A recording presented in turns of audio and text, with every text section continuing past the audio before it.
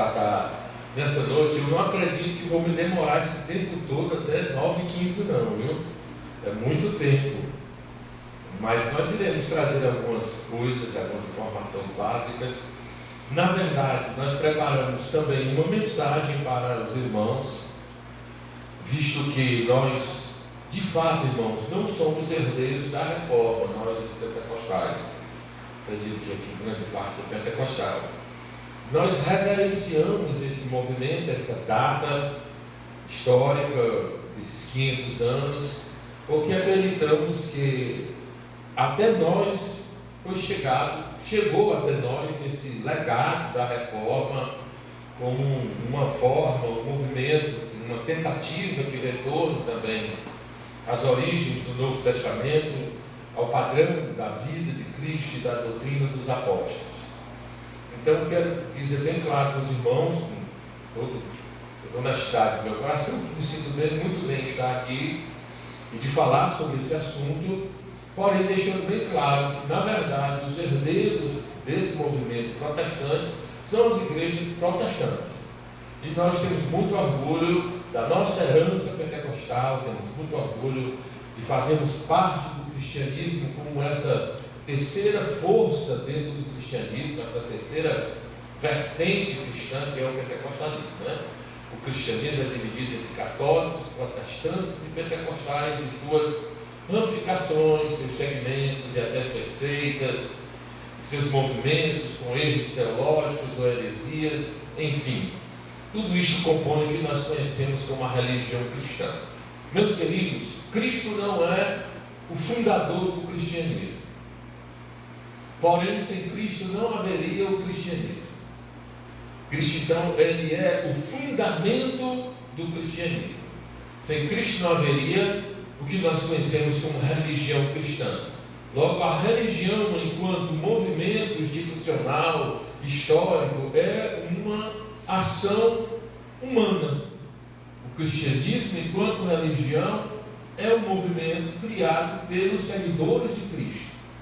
Como isso é inevitável, todos os movimentos que nascem com a natureza exclusivamente sobrenatural, local, sem partidarismo e institucionalismos, com o tempo tendem a se organizar e se tornar instituições.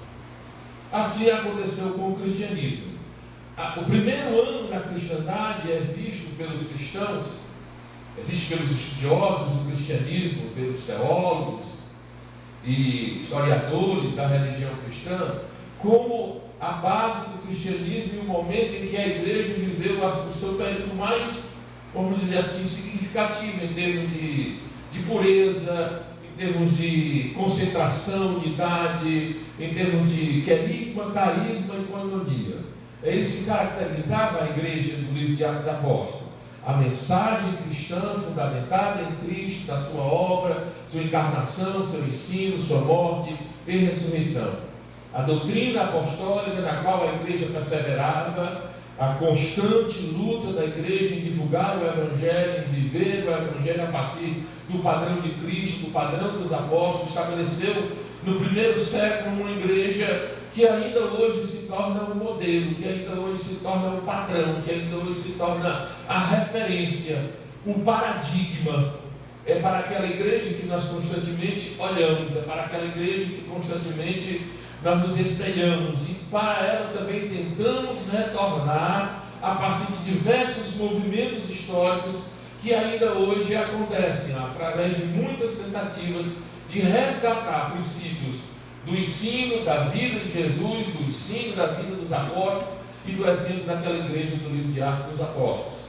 Aquela igreja viveu um primeiro século sem as amarras institucionais, as igrejas eram todas locais, não havia um governo geral, a igreja estava aprendendo a se organizar liturgicamente, eclesiasticamente.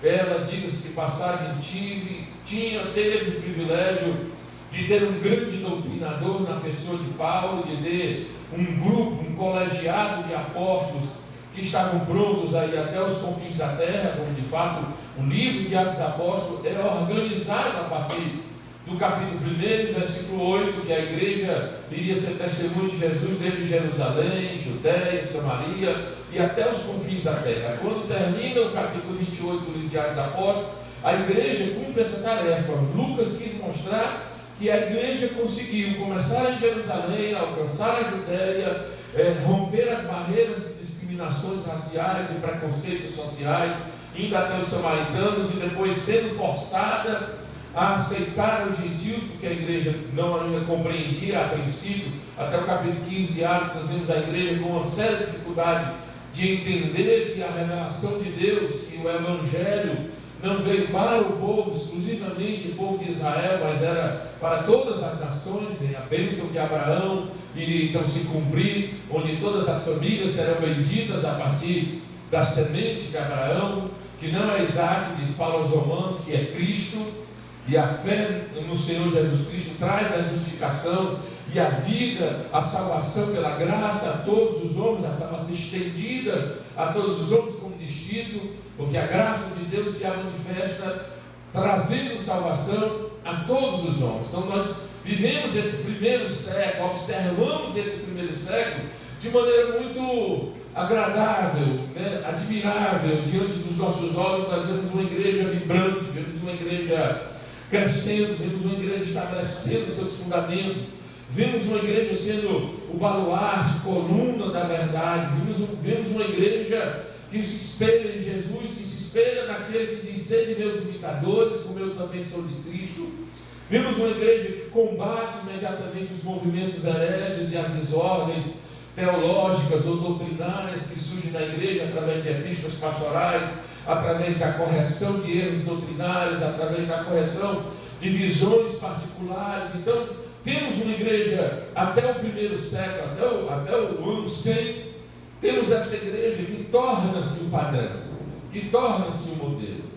Mas, a partir do segundo século, então, do segundo século, até chegarmos em 1517, o ano da reforma, muita coisa vai acontecer com esta igreja. Ela vai ter uma trajetória de muitas conquistas, mas também uma trajetória de muito comprometimento com o paganismo, muito comprometimento com as doutrinas pagãs, com os costumes pagãos, com as crendices pagãs, principalmente na época em que os bárbaros invadem o Império Romano, e o Império Romano cai nas mãos dos bárbaros, e a Europa fica então dominada. Agora, quem eram os habitantes da Europa eram essas tribos bárbaras que se estabelecem em toda a Europa, e a igreja tinha que alcançá-los para o Evangelho, nas missões católicas.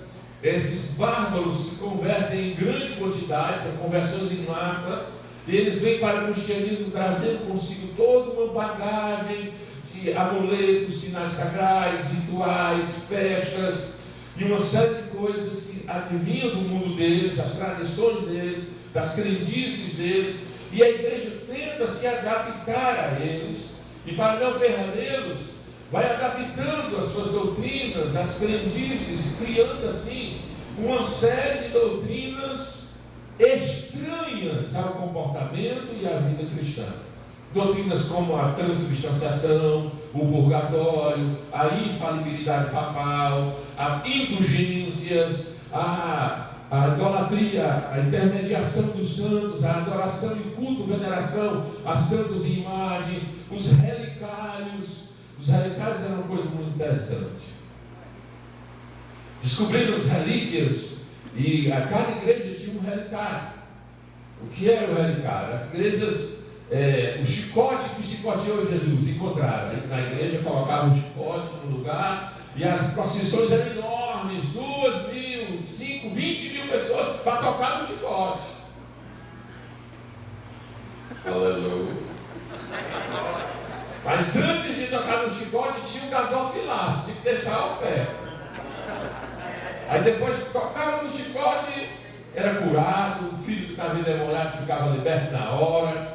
Pois bem, aí correntes que acorrentaram Paulo, a faca que perfurou o Marte, daquele Policarpo de Esmirna, e aí por diante, né? A mãe de Constantino encontrou a cruz de Cristo. Cruz de Cristo. Fez uma grande basílica, colocou a cruz de Cristo. Multidões de toda parte do mundo vinham para pegar uma lasca da cruz. Faziam um chazinho, ficava curado, fazia um colar, era protegido. Veja bem. Mas alguém questionou: eu vi tanta lasca dessa cruz retirada e essa cruz não se acaba.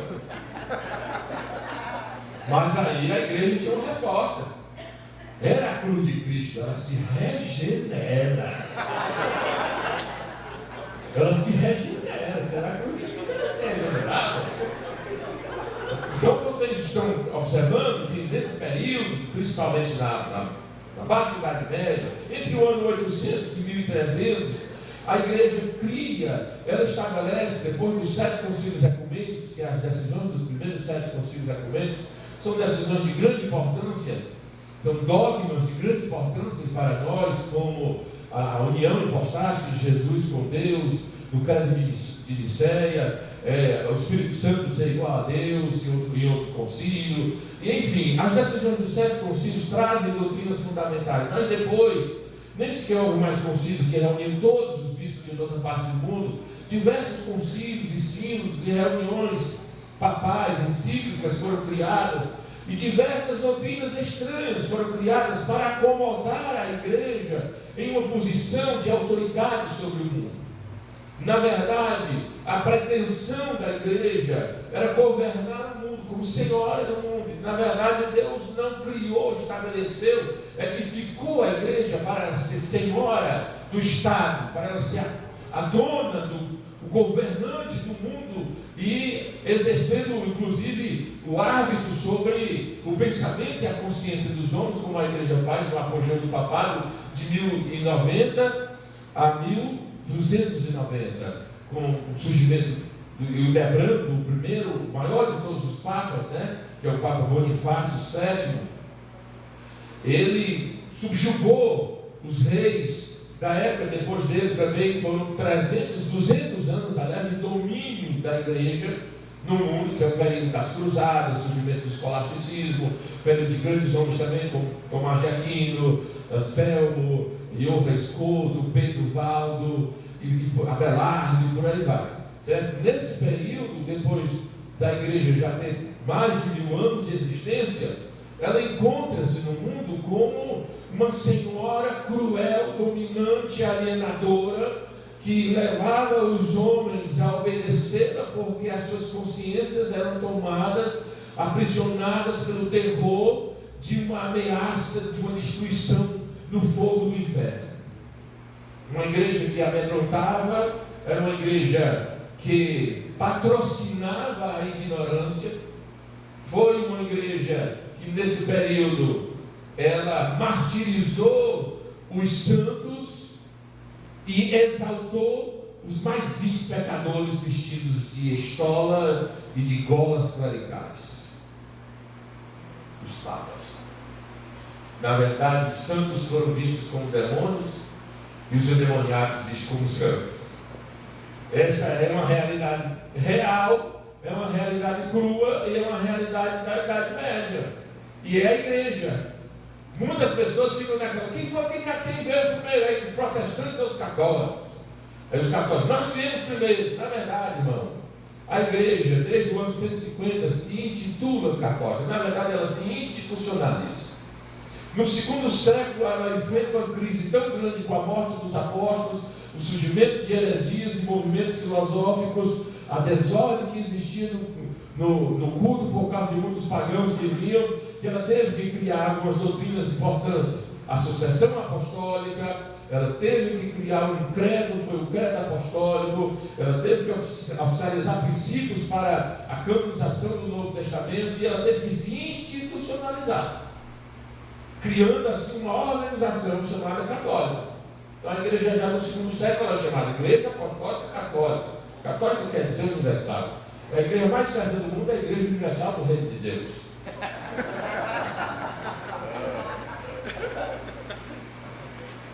Pelo menos no nome.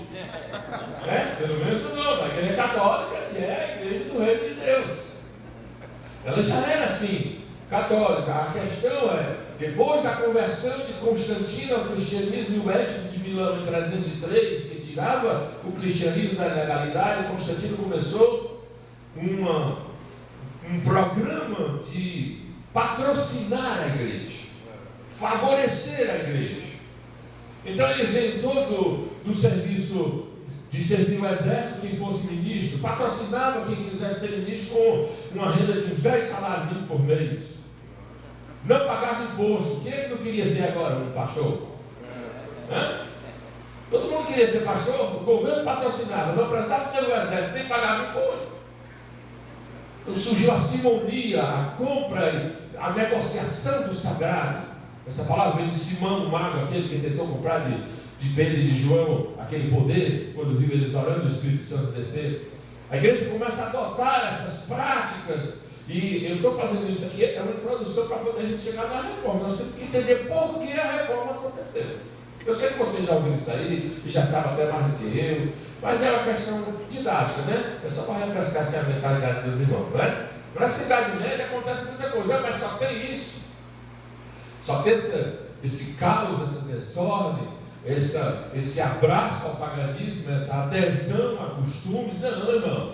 É também a igreja dos pais da igreja, é também a igreja dos homens que defendem, dos que se levantam contra isso. É também a igreja de Tertuliano, primeiro a usar a tríade para a trindade. É também a igreja de Jerônimo a fazer a primeira versão da Bíblia, a Vulgata. É a igreja de João Crisóstomo, boca de ouro. É a igreja dos apologistas, de Justino o Marte. É a igreja de Agostinho de Hipona.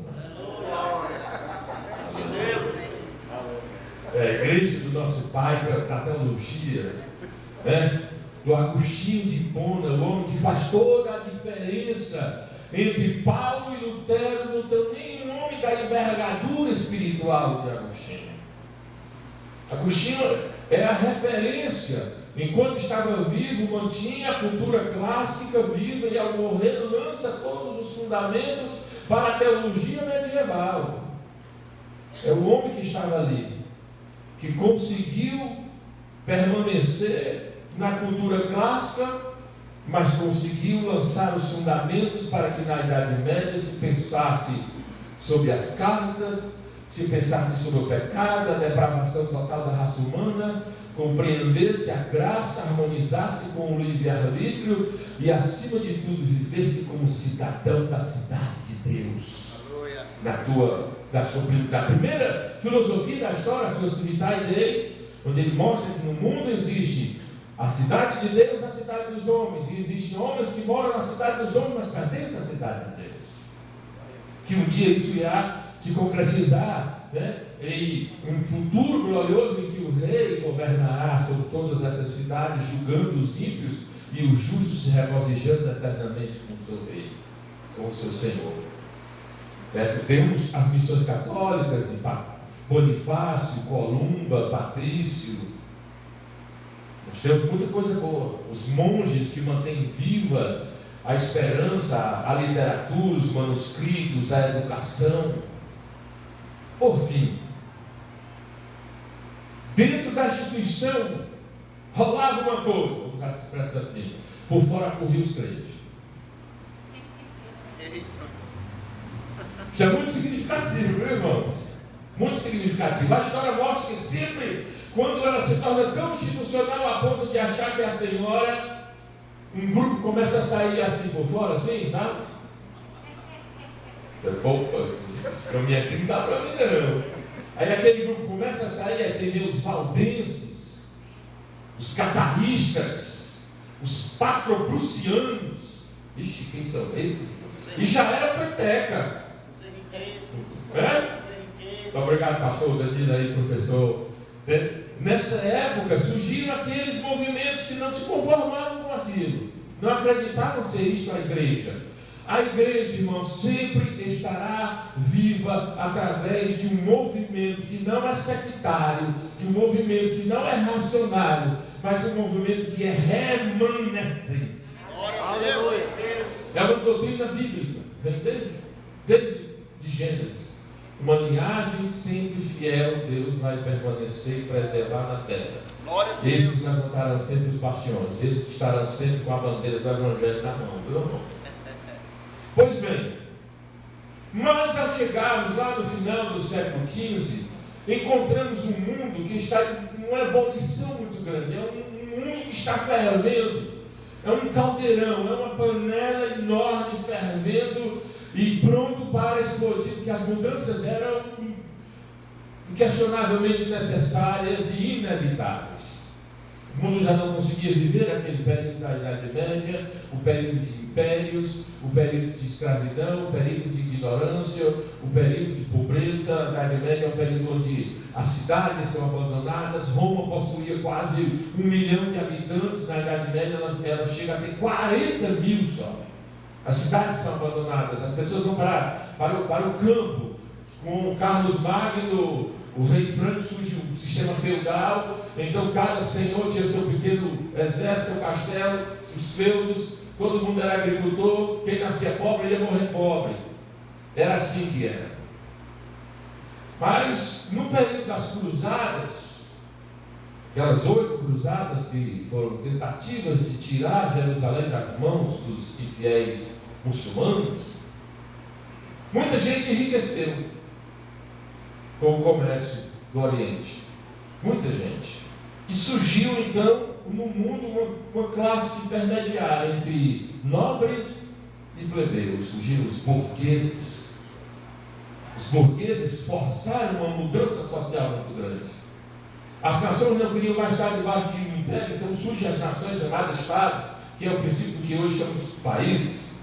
Os primeiros, Inglaterra, França, Espanha, não queriam mais se submeter a papas e imperadores, agora queriam se submeter somente ao seu rei. Isto é bom.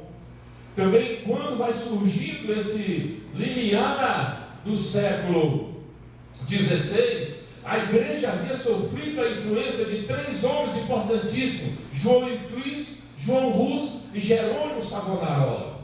Eles já traziam consigo as ideias dos reformadores.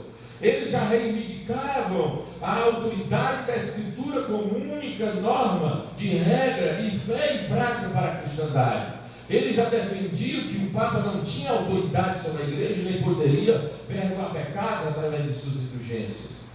Já defendiam que a salvação era pela graça e a justificação mediante a fé. Não puderam matar João Euclides, porque como professor de Oxford, ele não podia ser morto, havia uma lei. Mataram Savonarola e João Rus, mas eles profetizaram a reforma, preconizaram a reforma através de suas ideias, de suas atitudes e principalmente do seu confronto teológico. Porque nós vamos entender, embora eu acredito que os irmãos já saibam, que a reforma protestante não é um movimento, não foi um movimento de avivamento, não foi um movimento missionário, não foi um movimento de libertação institucional. A reforma protestante foi um movimento teológico, foi um movimento restritamente teológico. Eles nem sequer tiveram tempo para se dedicar a missões e a qualquer outro aspecto da igreja, a não ser que girasse em torno desse prisma, desse fundamento, dessa fundamentação, a teologia. Então, quando chegamos no século XVI, nós encontramos o mundo em constantes mudanças. Primeiro, mudanças geográficas. As Américas são descobertas, a Europa percebe que ela não é o umbigo do mundo. Todo um continente novo é descoberto. As nações e estados se organizam agora, politicamente não havia impérios, havia nações. Socialmente, uma classe social surge, a burguesia, os burgueses. E as cidades são redescobertas. Aí toda a gente que morava no campo vai para a cidade, porque os burgueses exigiam diversos tipos de trabalho, artesãos, pessoas que faziam perucas, alfaiates, pessoas que faziam móveis, porque eles eram exigentes, eles não tinham título, mas eles queriam a pompa da riqueza que eles possuíam. Há mudanças também no sentido filosófico, surgindo um redescobrimento da cultura clássica, da literatura clássica, da língua grega. Erasmo de Roterdã faz a tradução do Novo Testamento para o grego. Surge novamente a literatura, a busca pelos lugares da Grécia, os monumentos, a preservação, e surge também diversos escritores e pintores, poetas, expressionistas, porque o mundo renascia. E o nome que damos a esse período da história é justamente renascença, renascimento. O mundo estava renascendo. O mundo culturalmente renascia porque os bárbaros invadiram o império lá no ano 500, passaram 500 anos brigando para se civilizarem, depois 500 anos para adquirir cultura e agora podiam fazer a transição do clássico para o moderno. Os bárbaros invadiram a Europa, invadiram o Império Romano e destronaram. Mas como fazer uma transição da cultura clássica para o moderno através de homens que eram completamente hostis à cultura? Eles levaram 1000 anos para poder fazer a mediação entre o clássico e o moderno. Por isso que esse período é chamado de Idade Média, porque ela é um período de mediação entre o clássico, o pensamento grego-romano, que é chamado clássico, até o pensamento moderno de 1500.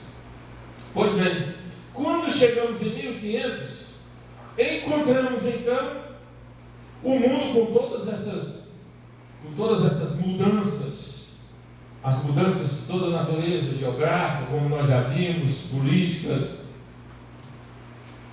econômicas, sociais, e haveria também de ter a mudança religiosa. Se tudo estava mudando, a religião, que era o cristianismo, a religião oficial, o cristianismo, haveria também de passar por mudanças. Essas mudanças eram inevitáveis, porque o mundo já não conseguia mais conviver com aquele tipo de religião escravizadora, egoísta, imponente, herege. O que fazer? Por que era necessário essa reforma religiosa? Lembra que falamos do primeiro ano, do primeiro século, aliás, do padrão em Cristo, do padrão na doutrina apostólica? A igreja sai desse padrão, nesse período inteiro até 1500, em um movimento constante, contínuo, sutil muitas vezes. Ela vai se desviando da doutrina de Cristo, dos apóstolos, e ela vai, aos poucos, adquirindo formato, configurando-se como uma igreja pagã. Era necessário haver uma reformulação na igreja. A igreja precisava ser reformada a tal ponto que ela viesse até aquele primeiro estágio, o século I, e resgatasse, ela trouxesse a igreja de volta para esses trilhos, os trilhos convencionais da doutrina de Cristo e dos apóstolos. Logo, a primeira coisa que aprendemos é que a reforma protestante foi uma tentativa de resgate, de resgatar aqueles princípios neotestamentários em Cristo e nos apóstolos. Era um movimento de retorno, como foram todos os outros movimentos que vieram depois da reforma, inclusive nós. Uma tentativa de ir lá na fonte e resgatar e trazer de volta princípios que foram deixados para trás. Não é aquele filme deixado para trás. Princípios que foram deixados ali. O que acontece? Acontece, meus queridos, que nesse período o Papa queria construir uma capela chamada Capela Sistina. É a Basílica de São Pedro, aquela que Michelangelo pintou o teto lá, com Deus tocando assim no dedo de Adão. E o arcebispo de Canterbury queria 2 dioceses. O Papa disse: vamos fazer um acordo, você só pode ter uma diocese, segundo a lei canônica, mas eu posso te dar 2. Eu vou fazer aqui indulgências à vontade. Indulgências, o que era indulgência? Das principais heresias, o estopim da reforma é a indulgência. A igreja cria o seguinte, e estabeleceu esse dogma na Idade Média. Jesus fez tanta coisa boa, as boas obras de Cristo foram tantas, que elas se acumularam no céu, em um banco de boas obras, um depósito de boas obras. Além disso, vieram os apóstolos, que o que eles fizeram foi suficiente para a salvação deles, mas ainda sobrejou boas obras. Aí vieram os mártires, morreram queimados, escoteados, devorados pelas feras. Esse homem merecia o céu, não precisava nem fazer esforço. Então ele podia fazer um documento chamado indulgência, que ele dizia assim, eu, Papa Leão X, estou concedendo o perdão de 3 adultérios, 2 homicídios, 10 mentiras e etc. Aqui e acá. E o cara ia lá pro bravo. Aqui no Marina Parque, do Marina Parque, tem uma indulgência que me aparelho lá. Um dia vocês forem lá, tem lá uma indulgência no quarto lá. Muito bem. Aí, o arcebispo demonstrou, beleza. Vou chamar aqui meu amigo Johann Tetzel, queixudo. Não se estranhe, não estranhe a minha linguagem, viu, irmão? Importante exercitar, nós entendemos, né? O Johann Tetzel começou a pregar em todo canto, vendendo as indulgências. Chega perto de Wittenberg, na Alemanha.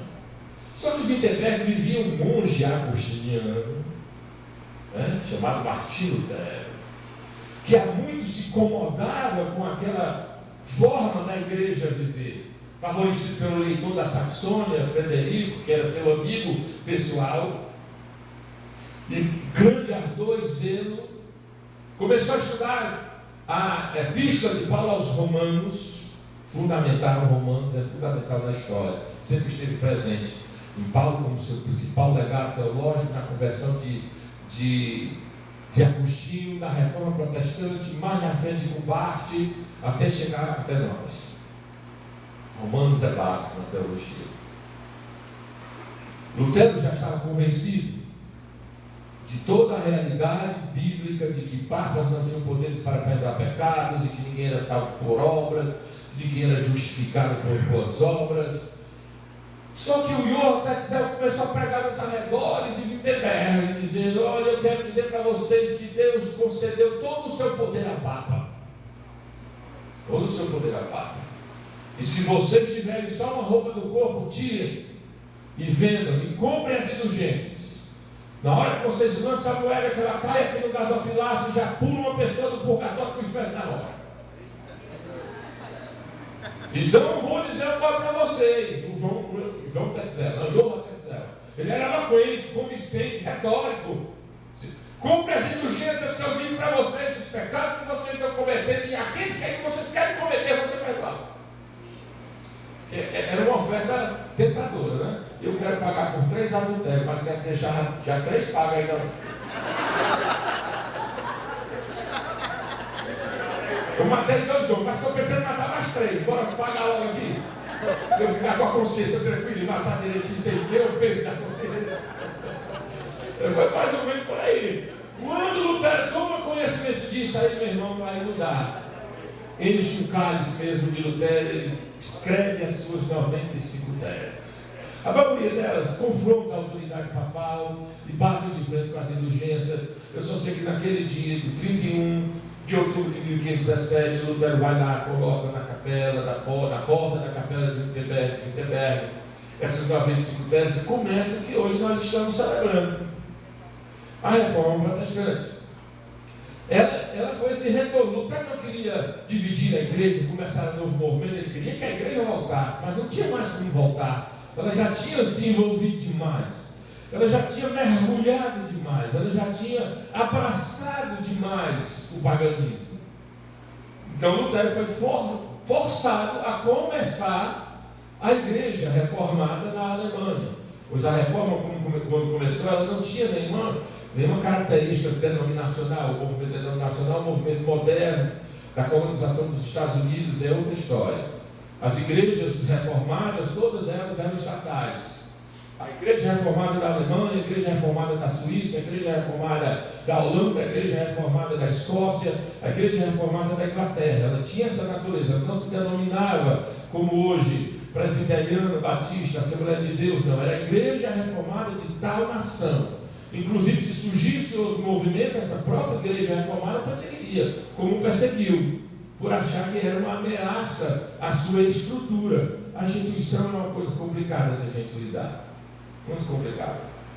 Pois bem, irmãos, ao começar a reforma, Lutero então começa o quê? movimento de resgate, de retorno. E o que é que nós vamos ver que Lutero o que é que vai ser resgatado? O que é que vai ser trazido à tona? A primeira coisa, a reforma protestante traz a luz a doutrina da salvação. A soteriologia e a cristologia são as doutrinas básicas e fundamentais dos protestantes. O grande legado do protestantismo está na compreensão soteriológica e no cristocentrismo, além de, é claro, a autoridade, a centralidade da palavra de Deus, os 5 solas, como vocês percebem. Esse legado começa com uma revisão teológica. Nesta revisão teológica, a salvação seria um ato de graça da parte de Deus, em que Deus resolveu salvar em Cristo aqueles que pela sua presciência Ele escolheu desde a fundação da terra para que em Cristo fossem salvos, independente de obras, independente de boas obras, independente do que Ele faz ou do que Ele deixa de fazer, mas simplesmente confiando no mérito do Senhor Jesus Cristo, na obra de Jesus Cristo, e pela fé como um dom advindo de Deus, fundamentado na graça imerecedora. Bem, primeiro legado. A salvação é um ato soberano de Deus. Nós a recebemos. Graças a Deus. Nós não a produzimos. Nós nem sequer a preservamos como imaginamos. Que a própria perseverança é um dom de Deus. Aleluia, Deus. Não fomos chamados só para ser salvos, mas também para perseverar na salvação.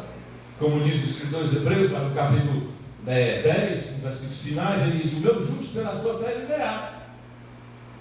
E se ele recuar, a minha alma não tem prazer nele. Só que não termina aí. Nós, porém, não somos daqueles que retrocedem. Nós somos daqueles que permanecem para a conservação, para a preservação da vida. Foi para isso que fomos chamados. E a reforma protestante vai descentralizar e frustrar muitos cristãos. Como ainda hoje tem muitos cristãos que, quando conhecem a verdade, se frustram. Eu pensei que estava sendo salvo porque era bonzinho. Pensei que eu era salvo porque eu podia ir na igreja, não perco um ciclo de oração, uma escola dominical. Mas faz 30 anos que eu sou crente, não é possível que eu seja salvo. Não é pelo tempo, não é pela frequência da igreja, não é de quem quer, e nem de quem corre, é de quem Deus quer usar com misericórdia. É inconfundível, inevitável e questionável, porque é bíblico. E nós estamos aqui debaixo desse manto sagrado. Os irmãos gostam do manto da o manto sagrado da salvação, da doutrina da salvação pela graça. É nesse manto aí que eu não sabe quase ele não. Às vezes o irmão chegou para mim assim, abrindo um parênteses aqui, e disse: pastor, eu quero falar um negócio, mas tem que ser debaixo dos mantos. Esse manto debaixo do manto só para a minha mulher. Esse negócio de entrar debaixo de manto com homem nenhum, irmão. Vai trabalhar com esse seu manto. Mas debaixo desse manto da salvação eu sou. Todos olham, amém, irmãos? O manto que nós compreendemos que é para Cristo que olhamos, porque é a partir desse olhar cristocêntrico, ok? É a partir desse olhar cristocêntrico que nós precisamos direcionar e ordenar as nossas vidas. Amém, queridos? Meus amados irmãos, deixe-me abrir aqui um tema dentro desse nosso tema aqui, ok? Nosso tema, eu vou tirar um títulozinho chamado Os Desafios da Teologia para o Terceiro Milênio. Os desafios da teologia a partir da compreensão do legado da teologia protestante. Falar da igreja e sua teologia frente ao terceiro milênio não é uma tarefa das mais fáceis, em razão da complexidade estrutural do mundo evangélico que vivemos. Todavia, a igreja deve lançar um olhar para o futuro, mas esse olhar não deve ser exclusivamente um olhar escatológico, na tentativa de visualizarmos mais próximo a vinda do Senhor. Temos que decidir hoje o início da transformação da igreja. para que amanhã ela não se constitua em um museu religioso e perca sua mensagem profética do Evangelho. Como nos lembra dos lemas da Reforma Protestante: Igreja reformada sempre se reformando. Vivemos uma crise de integridade, irmãos. A doutrina é rígida, porém passiva. Porque o mal dos nossos dias é a ortodoxia sem amor, é a ortodoxia sem poder, a ortodoxia sem a vida de nosso Senhor Jesus Cristo. Reflexão teológica sem palavra profética é o mal dos nossos dias. A exemplo do rei Zedequias, numa entrevista com o profeta Jeremias, quando perguntou a ele: há alguma palavra da parte do Senhor? Respondeu Jeremias: há. Esta geração herdeira ou influenciada pela reforma precisa ter nestes dias esta palavra de resposta a esta nação. Eu tenho uma palavra de Deus para a minha geração. Assim como o profeta João Batista foi a voz que clama, hoje a igreja precisa ser a voz que fala, que clama, que reivindica, que anuncia, que proclama, porque no máximo que muitos de nós estamos sendo hoje é o eco, o repetir, o tagarelar do que ouvimos e lemos, sem muitas vezes concepção teológica e compreensão aprofundadas. Por isso, a primeira coisa que queremos fazer hoje é compreender o conceito de teologia segundo a concepção de Martinho Lutero, como seu legado teológico. Porque para ele, fazer teologia é tentar colocar em termos sistemáticos a revelação vinda de Deus, a fim de compreender quem ele é, bem como quem é o homem e o mundo no qual ele vive. Para Lutero, Deus era o Deus escondido, e é realmente o Deus escondido, porque ao lado dele não existe nenhuma outra coisa, nenhum outro ser. Ele é o Deus autossuficiente, e autossuficiência só Deus possui, ele se basta. Por isso ele é o Deus escondido, e é totalmente transcendente, diferente de tudo que não é ele, e nada é igual a ele. Como, pois, ele descer até o homem e se tornar imanente? Em Cristo e na revelação da sua palavra, Deus resolveu abençoar a humanidade, vir até o homem e fazer com que o homem participe da natureza divina, como da natureza humana ele haveria de participar. Deus é conhecido não porque os homens dos seus esforços intelectuais o descobriram, mas somente porque o próprio Deus se revelou. Essencialmente a revelação, diz Lutero, a revelação bíblica é a comunicação de conhecimento da pessoa de Deus. É aquilo que ele revelou sobre si mesmo, e é apenas um desdobramento parcial, embora exato, sobre o seu ser. Porventura alcançarás os caminhos de Deus, ou chegaremos à perfeição do Todo-Poderoso? Pergunta Jó, no capítulo 11, versículo 7 do seu livro. Segundo o conceito bíblico, o homem não recebe no processo da revelação doutrinas teológicas acerca de Deus, mas recebe conhecimento pessoal do Senhor, da sua majestade, da sua santidade, de glória. A essência da revelação, diz Lutero, é um intercurso de inteligências, a divina para a humana, e a humana respondendo ao que recebe da divina. Portanto, a doutrina e teologia de Lutero chamava-se a teologia da cruz e não da glória, porque ele dizia: nós temos apenas as penúltimas coisas, as últimas pertencem a Deus. Nossas definições são as penúltimas, nossas colocações e reflexões teológicas são as penúltimas, nossos conceitos estabelecidos são os penúltimos. Tudo que nós arvoramos em conhecer em termos teológicos é apenas penúltimo, porque o último está com Deus, está em sua palavra, em sua revelação, em seu desvendar, em seus revelatos, em Deus se dar a conhecer, porque quer, porque quis e porque ama. A teologia, portanto, nunca será dona do seu objeto de estudo, estará sempre à sua mercê, porque não podemos levar Deus para o laboratório, dividido em tubos de ensaios, e isto é Deus, vou provar que Deus existe. O cientista cristão está totalmente à mercê daquele que ele estuda. Se ele não se revela, nada compreenderemos.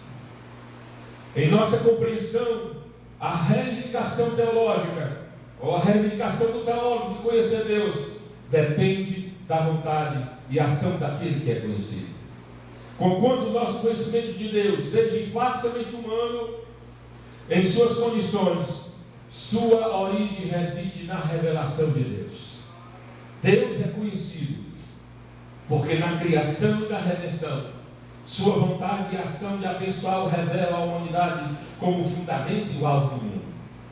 Portanto, a teologia, como definiu Strong, é a ciência de Deus e da relação entre Deus e o universo. Naturalmente, todos os seres fazem teologia a seu modo, ao levantarem as grandes questões da vida. Daí, meus queridos irmãos, continuando, acreditamos que a correta compreensão do conceito de teologia nos levará finalmente a uma melhor compreensão do que vem a ser o exercício teológico, o teologizar. A teologia é um discurso sobre Deus e as manifestações divinas, como conhecidas por nós por meio da autorrevelação de Deus em Cristo. O Deus que é o assunto da teologia é o Deus do Evangelho, o Deus em Cristo, portanto, o Deus revelado. A teologia, como nós já compreendemos, exige a necessidade de uma revelação. O conceito de toda religião e teologia cristã é o Evangelho de Cristo, que só se dá a conhecer por meio da revelação. E por revelação entendemos aqui a auto-manifestação de Deus ao homem. A revelação nos é expressa na Bíblia mediante 3 curtas frases de sentido profundamente espiritual, que são: Deus se revela ao homem. Em Gênesis 35:7, Jacó edificou um altar e o denominou El Betel, porque ali Deus se revelou a ele. Deus se manifesta ao homem, a segunda expressão em Gênesis 12:7. O Senhor apareceu a Abraão. E Deus dá-se a conhecer, em número 12:6. Se entre vós há profeta, eu, o Senhor, em visões, a ele me faço conhecer. Logo, a tentativa da teologia é compreender a revelação, o manifestar e o dar-se a conhecer de Deus. Lutero foi este homem que conseguiu perceber que o veículo, a viés, o caminho para chegar a Deus é a Escritura, e somente a Escritura, como fonte de autoridade máxima para o pensar e o viver cristão. Nesses legados, no que eu estou falando, irmãos, já estamos transmitindo o tema aqui, viu? Essa questão de legado, de teologia. Nós não temos como falar da teologia dos reformadores aqui em 40 minutos, né, irmão? Como eu vou falar da teologia de cada um, de Lutero, de Zwinglio, de Calvino, de John Knox, de Guilherme Farel, e como eu vou falar de Felipe Melanchthon, que dá continuidade à obra de Lutero, que é muito mais prolixo, muito mais profundo, muito mais sistemático do que ele, certo? Então, nós temos apenas como tratar em linhas gerais de assuntos, de focos, de partes do pensamento deles, mas eu acredito que já dá para os irmãos terem uma compreensão disso. Essa intervenção vertical, essa revelação acontecimento, se dá na história da salvação, a saber, na história dos judeus e na sua plenitude em Jesus Cristo, através da palavra profética e apostólica, sem a qual o próprio ato salvífico não seria compreendido como tal. Palavra, como nos diz Barth, apresenta Deus como Deus do homem e faz do homem o homem de Deus. Como afirmou Emil Brunner, e essa é uma parte interessantíssima dessa nossa palavra nessa noite. Quando Deus fala, a função de toda a teologia deve ser de tirar do caminho tudo aquilo que pode impedir a sua palavra e a nossa escuta, inclusive a própria teologia. Por consequente, a teologia não é uma construção, mas sim uma purificação. A teologia, a partir dessa perspectiva, ela tem como intenção limpar, abrir o caminho para que essa revelação que vem de Deus chegue até o homem. E se a própria teologia estiver impedindo isso, que ela saia do meio. Se o próprio teólogo cair em si e perceber que ele está conduzindo a igreja a algum lugar que não seja aquele que entre em contato com a revelação pela palavra, que ele saia do meio com o seu pensamento e deixe que a palavra fale. e deixa que a palavra viva, e deixa que a palavra aconteça, e deixa que a palavra se manifeste, e deixa que a palavra seja isto, a Santa Escritura, a revelação de Deus para o seu povo, guia e busca para a salvação, sustentáculo e base fundamental da nossa fé. Esta é a primeira.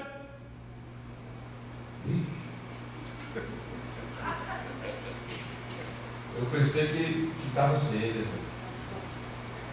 Pois é, mas vamos com calma, né? Com paz. Com paz, né? O vaso é de barro. Essa é a primeira parte. Primeira coisa que aprendemos, o conceito de teologia, como ele é refeito a partir da revelação. Por que esse confronto da teologia? Porque no período medieval surgiram outros veículos, surgiram outros porta-vozes. Ao lado da Escritura, passou a existir também a tradição dos pais da igreja, as decisões dos concílios e o ex-cátedra, o pronunciamento oficial do Papa quando falava ou quando escrevia. Porque naquele momento, ao se pronunciar em termos de material doutrinário, segundo o dogma da infalibilidade papal, ele não estava sujeito a cometer erros. Logo, ao falar, a sua palavra, o seu pronunciamento tinha a mesma autoridade da Escritura. As decisões até os concílios chegaram através do colegiado, porque também eles, os bispos, naquele momento, também estavam sob uma influência que eram incapazes de errar. Também a tradição tinha a mesma autoridade que a Escritura. Na verdade, com o passar do tempo, a Escritura passa a ser terceira. Primeiro vem a tradição, depois a palavra oral, por fim, a Escritura confirmaria essas outras duas. Quando vem Lutero, quando vem os reformadores, eles confrontam, não existe tradição, não existe palavra infalível, existe a revelação na Escritura e na pessoa de Jesus Cristo. Existe uma revelação, existe algo que veio até nós da parte de Deus, e essa revelação ela precisa ser entendida a partir da iluminação do Espírito. Logo, hoje não existe uma revelação conforme a da Escritura Sagrada, como sofreram os seus autores, como eles foram influenciados para escrever, não existe mais. Nós não precisamos da revelação, nós precisamos da iluminação, para entender aquilo que foi revelado. Nós precisamos que o Espírito nos ilumine, nos dê esse entendimento. Amém, queridos?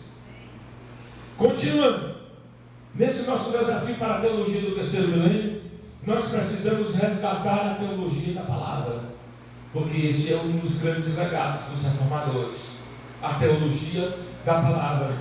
Deus, com o propósito de comunicar com os homens de forma efetiva, se dirigiu a nós em linguagem humana e inteligível. Essas duas facetas, palavra de Deus e linguagem do homem, fazendo escritura o livro divino humano, essas facetas não podem ser separadas. Assim sendo, torna-se a Escritura fonte normativa de fé e vida cristã e, portanto, da própria teologia. O que queremos dizer com isso? Isso significa que a teologia deve sempre recorrer à Escritura como seu Senhor, isto é, não deve pretender se sobrepor à Escritura, mas extrair dela todo o seu conteúdo para o contexto em que ela atua.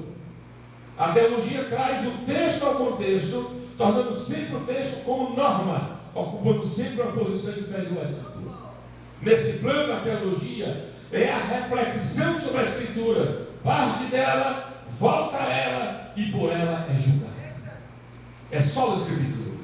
Parte dela, volta para ela e é por ela julgada. Conforme disseram os reformadores, quod non est bíblico, não est teológico. O que não é bíblico, não é teológico. O que não tem fundamento bíblico, não é teologia consistente. O que não tem consistência bíblica, não gera consistência teológica.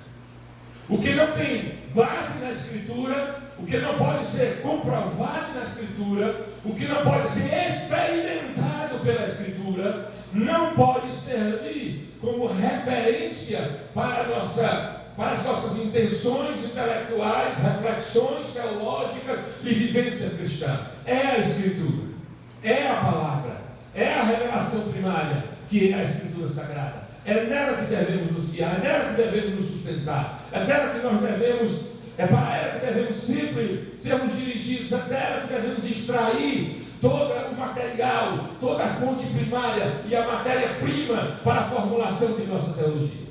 Sem a Escritura, não há teologia. Isso nos faz considerar o papel cristocêntrico da teologia.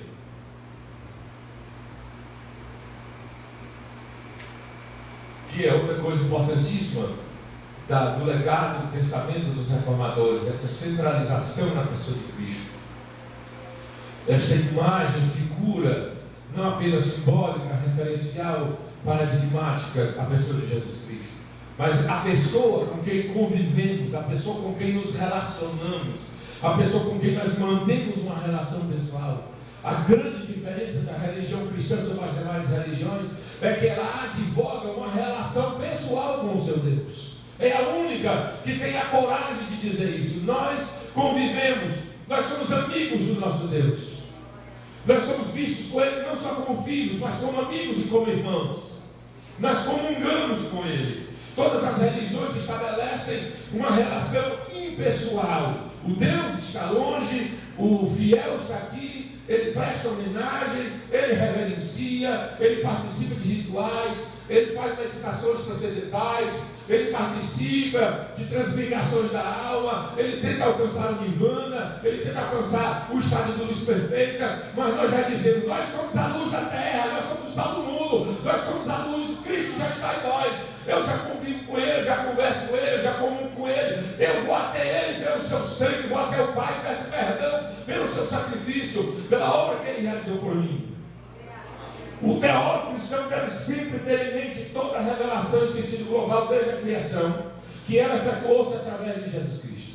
Cristo é o olho do teólogo. Sem Cristo, nada entendo do Antigo Testamento, nem do Novo, nem da teologia.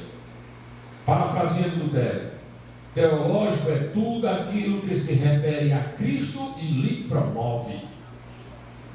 A revelação de Deus só tem uma finalidade definida em Cristo. Assim, a teologia, para atingir a finalidade para a qual existe, só pode ser feita em Cristo.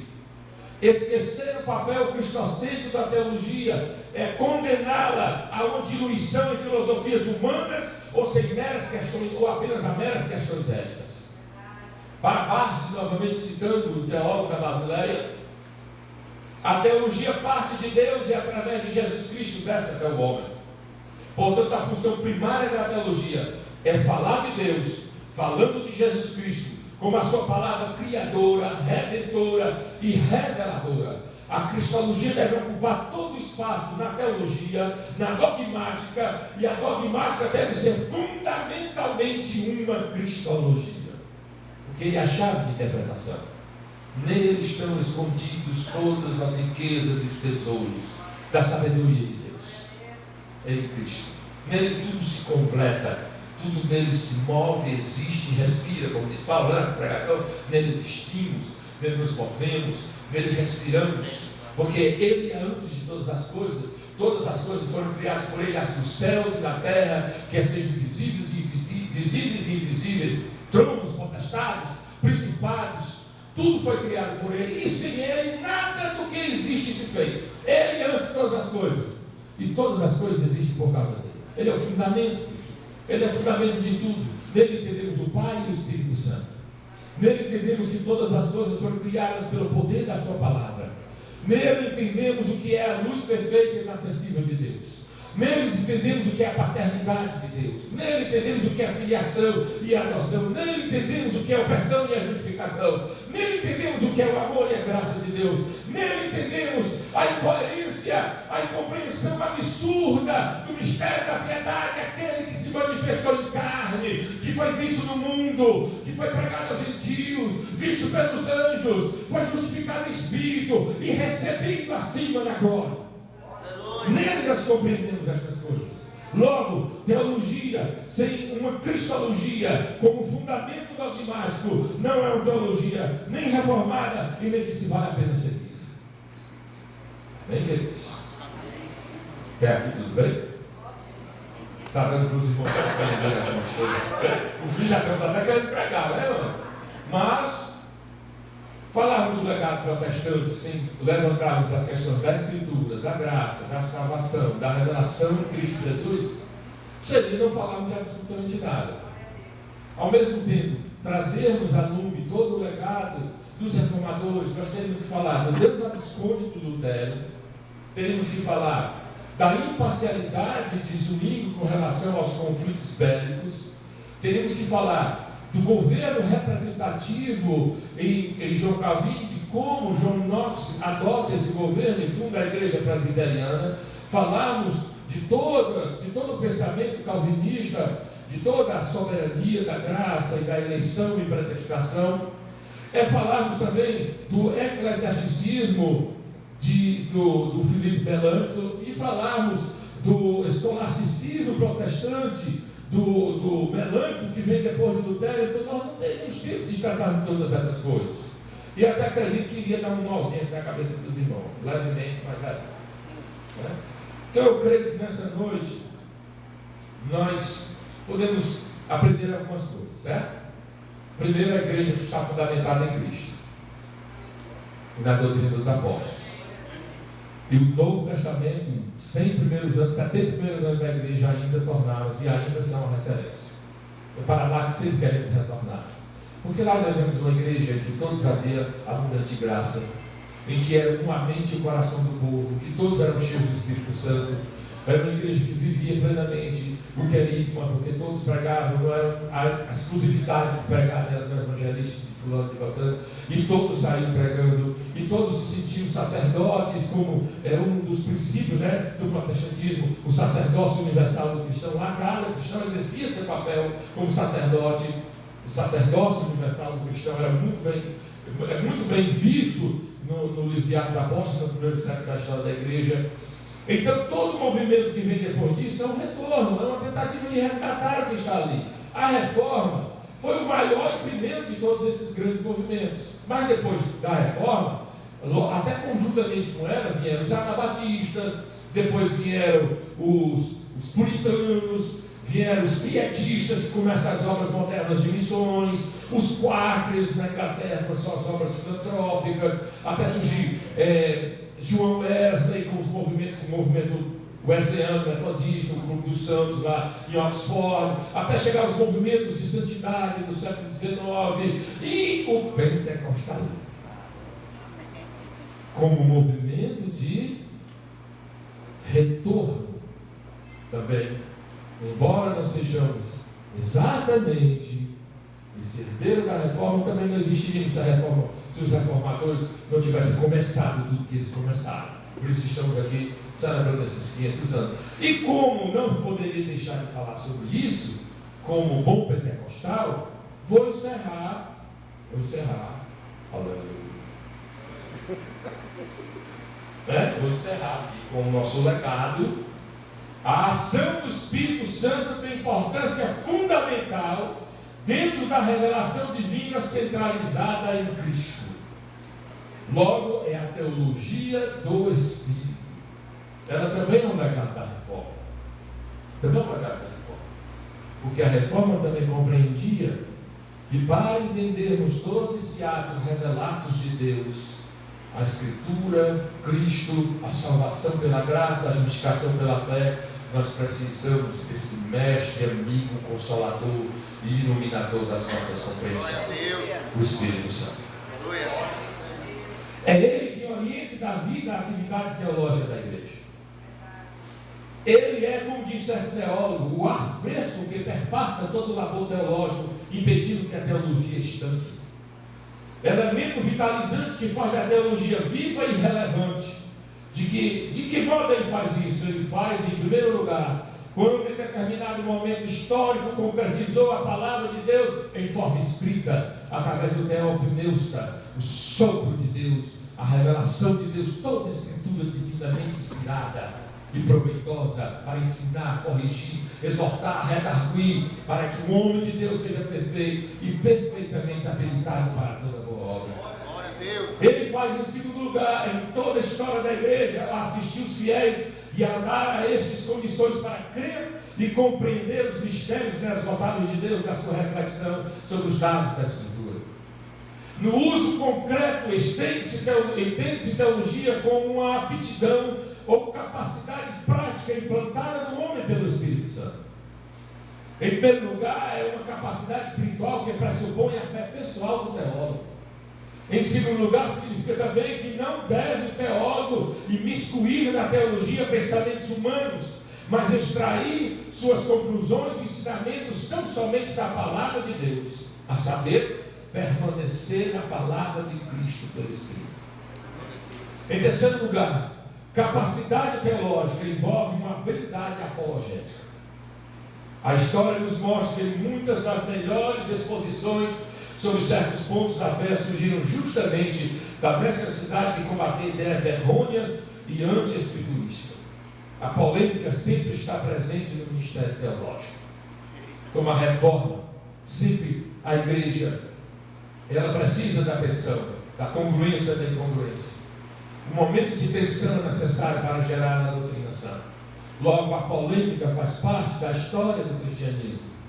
Ela confronta, ela desafia, ela nos impulsiona a buscarmos a sã doutrina. Em quarto e último lugar, envolve uma participação integral e passional do teólogo, isto é, ele assume vitalmente a fé cristã, assim que pela graça do Espírito Santo, tenta resistir ao antagonismo do mundo. Em outras palavras, envolve uma capacidade de sofrimento pela causa de Cristo. A teologia protestante nos ensina que pelo Espírito nós podemos sofrer por amor ao Evangelho, quando tivermos consciência de que aquilo que estamos crendo, pelo qual estamos lutando, é realmente a revelação certa de Deus. Esta convicção é importante. A coisa que mais me impressiona no protestantismo é a convicção doutrinária. É a certeza da doutrina. É a certeza daquela verdade revelada na Escritura em Cristo Jesus. Glória a Deus. E para encerrar, meus queridos, concluído, se os crentes não se concentrarem novamente numa visão de Deus que os satisfaça, adquirindo o toque do fogo santo, se não permitirem ao Espírito Santo criar um novo e renovador modo de vida, é inevitável a apostasia. Se a religião há de ser mais do que um sentimento inoperante e vago, é preciso haver um ponto bem definido e direto, focalizado na vida cheia do Espírito Santo. Deus abençoe os nossos irmãos, os ouvintes nesta noite. Quero agradecer ao pastor Osíris, abrir as portas aqui dessa igreja, do seu seminário, pastor Júnior como diretor, nosso amigo, todos os irmãos que estão aqui pacientemente me ouvindo nessa noite. Deus abençoe em Cristo Jesus.